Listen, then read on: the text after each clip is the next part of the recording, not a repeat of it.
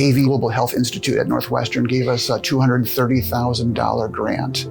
And so that has completely catalyzed our relationship with the Salcedo Hospital and be able to sort of bring things up to speed very quickly. So with that grant, we were able to upgrade the medical record to make it an electronic medical record. So that is a huge difference with regards to safety and prescriptions. We brought the laparoscopy and hysteroscopy equipment. We brought a labor and delivery bed. In addition, we've been going back and forth now, every other month or so, we send somebody to learn and then also to help train.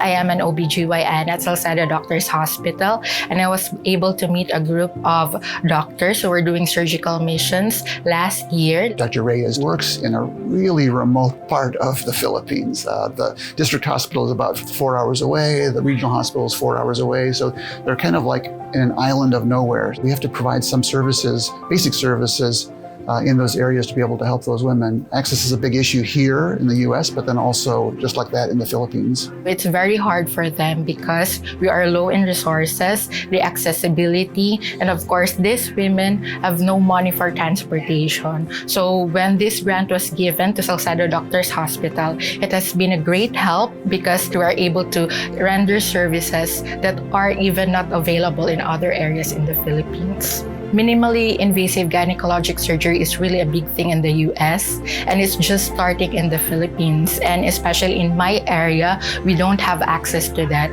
But through the help of my mentors, and of course, the grant given with the equipments that are already available at Salcedo Doctors Hospital, I was taught on how to perform these procedures, and this is really giving a big impact on these women. In the US, typical resident has to finish with around 100 laparoscopies. In the Philippines, they only have to see 2 laparoscopies. So, there's a lot of learning that has to be done to be able to bring things up to speed. Before we got there, there wasn't a single delivery. And now there's on average 10 a month or so. There wasn't a single surgery. They had built an operating room and they had never used it.